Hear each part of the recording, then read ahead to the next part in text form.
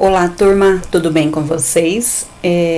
Vamos fazer uma revisão do que foi essa nossa primeira apostila, né? Quando que a gente iniciou um processo ali, primeiro momento em sala, né? Trabalhando o renascimento em sala, o renascimento cultural, no caso, dentro das artes, né? E posterior ali com as aulas, né? Online que a gente estava, né, trabalhando ali em casa, no caso, né? Então, dentro da visão, né, do renascimento, o renascimento cultural, assim que a gente diz, que a gente fala, né? O berço do renascimento, a gente sabe muito bem que está na Itália, né? Foi por volta ali do século XV, logo após aquela visão, né, que era voltada à parte da Idade Média, que era tudo voltado à parte religiosa, o teocentrismo. O Renascimento ele vem com uma forma diferente, que seria mais uma visão voltada ao antropocentrismo, né? No caso ali, em datas, né, a gente tem ali que acontece por volta ali o final do século, né, 15, no caso dos anos de 1400, né, e ele vai se espalhar pela Europa inteira posterior, tá? Mas o berço do Renascimento é na Itália. As características ali principais do renascimento cultural é a racionalidade, né, fazer esse ser humano, no caso aqui, ó, pensante, racional, inteligente. O rigor científico, eles vão estar pautado em estudos, né, desenvolver algumas técnicas ali que antes era esquecida, que não se utilizava. O ideal humanista, né, essa visão mais humana, e a reutilização do que foi utilizado lá na Grécia e na Roma, né? Essa junção dos dois, tá? Dentro das artes, dentro da pintura, por exemplo, eles vão estar desenvolvendo algumas técnicas, principalmente voltada à técnica da perspectiva, né? Você começa a ver planos ali dentro dessas pinturas, a utilização da tinta a óleo e da tela, né? Agora eles vão estar utilizando esses recursos que até então não havia, e Leonardo da Vinci vindo com os seus estudos, olha aqui embaixo, os seus estudos, né, voltado à anatomia do corpo humano, e além disso, os estudos científicos que inventor, as invenções de Leonardo da Vinci, né? Na escultura vai aparecer Michelangelo, né, com a sua Pietà, Donatello, né, vai ser uma visão, vai ser um meio termo ali, uma volta também aos ideais clássicos, né, com as mitologias, e ainda eles continuam realizando imagens voltadas à parte religiosa. Muitos trabalhos a serem desenvolvidos em igrejas, tá? Por isso que vem essas imagens relacionadas à religião, tá? Só que com uma pequena diferença. Aqui eles vão estar colocando sim anatomia, colocando aqui uma visão tridimensional da escultura, perdão. A escultura não vai ser mais aquela escultura igual era na Idade Média, que fazia parte da arquitetura. Ela vai ser uma escultura mais, mais tridimensional. Ela não precisa ter uma parede para ela estar fixada, ela vai ser autônoma, tá? Dentro da arquitetura, então, continuando os padrões da Idade Média, que são construções enormes, mas aqui eles vão por uma visão diferente, que é o que? É a visão, o sistema voltado à matemática. Tudo vai ser calculado, projetado de uma forma em que as pessoas que ali estão, né, por exemplo, uma fotografia dessa que a gente está vendo, a gente consegue ver todos os ângulos dessa construção. Também construções de cúpulas, imensas cúpulas que vêm bem ao centro dessa construção, né? Também a cruz grega, né, que a gente fala, a grega não, a cruz latina, perdão, a cruz latina, que algumas delas vêm a nave com essa presença. Tá? Então isso é voltado dentro da arte, mas agora dentro do teatro, dentro das outras manifestações, sabemos que o teatro ele nasce, né, na pré-história, só que ele começa a ser desenvolvido, né, escrito mesmo na Grécia, tá? Thespes, ele vai fazer a primeira manifestação teatral.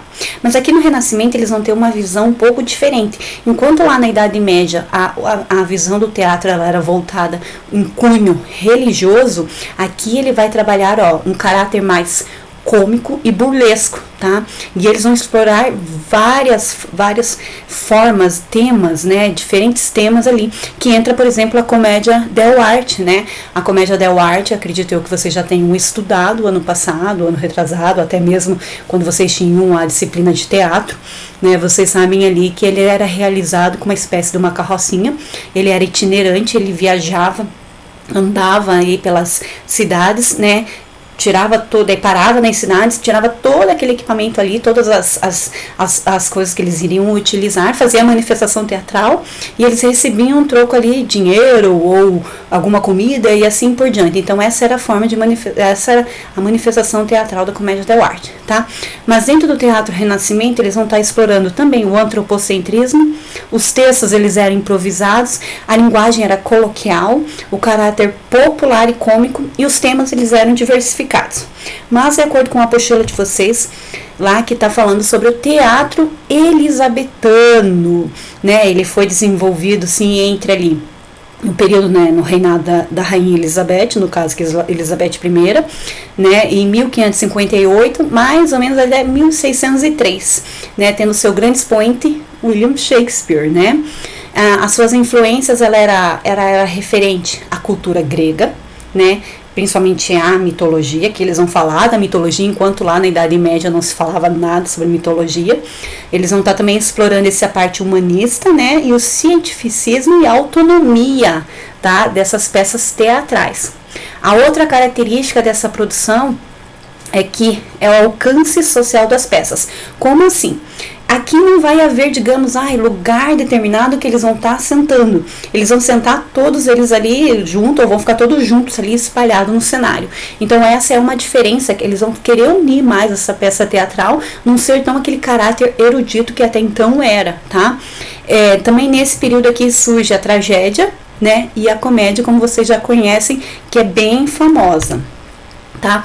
Na música renascentista, agora eles começam uma visão diferente. Enquanto lá na Idade Média se trabalhava uma música mais, por exemplo, trovadorismo, canto gregoriano, que era formado somente por vozes, digamos assim, e no finalzinho ali o trovadorismo começa a inserir alguns instrumentos musicais. Aqui não, aqui eles vão estar escrevendo peças, né? Vão estar escrevendo músicas pautada nesse número de instrumentos que vão estar utilizando. Então a música aqui ela vai se desenvolver mais ou menos entre 1400 e ela vai até por volta de 1600, caracterizando assim no início da Idade Moderna, tá? É uma linguagem musical que é comum e unificadora, né, que vai, em particular, o estilo polifônico. O que é esse estilo polifônico?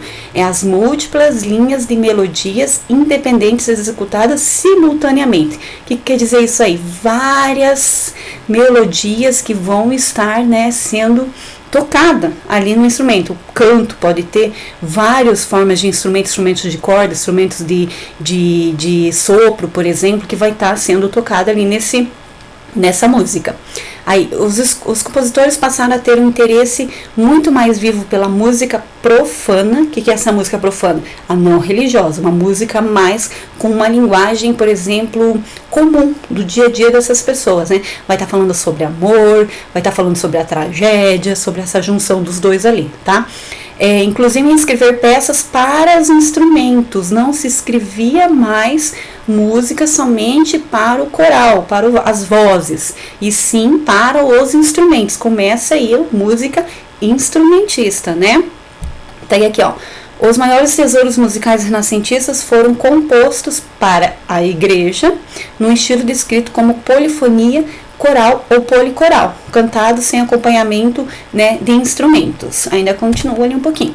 Então a música instrumental, ela vai estar também por volta ali, ela vem um pouquinho mais ali, né, para frente, no século XVI, no caso. Então eles vão começar a utilizar instrumentos para acompanhar esse canto, tá?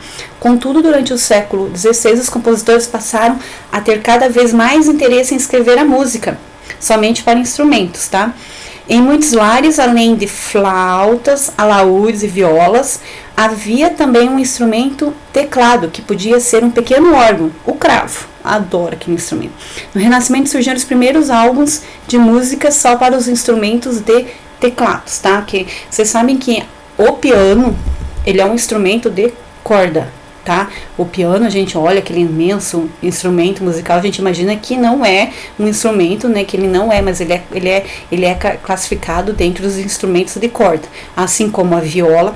Detalhe, viola, gente, não é a viola caipira, é a viola, como é que eu vou dizer, erudita, tá? Ela vem da família do violoncelo e do contrabaixo.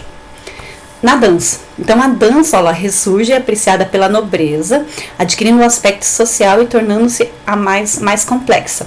Passa a ter estudos específicos feitos por pessoas, grupos organizados, sendo conhecida como balé, né? Até essa época, a dança era algo improvisado. Só a partir do Renascimento, ela passa a ter uma atividade mais lúdica, de divertimento, que antes era, né, feita. Ela passa para uma forma mais disciplinada, surgindo repertórios e movimentos mais estilizados. Então, dentro da música vai aparecer essas classificações ali, tá? A pavana, que é uma dança mais processional, lenta, geralmente é composta por casais em procissão no caso, que circundavam pelo salão de baile, ocasionalmente cantando.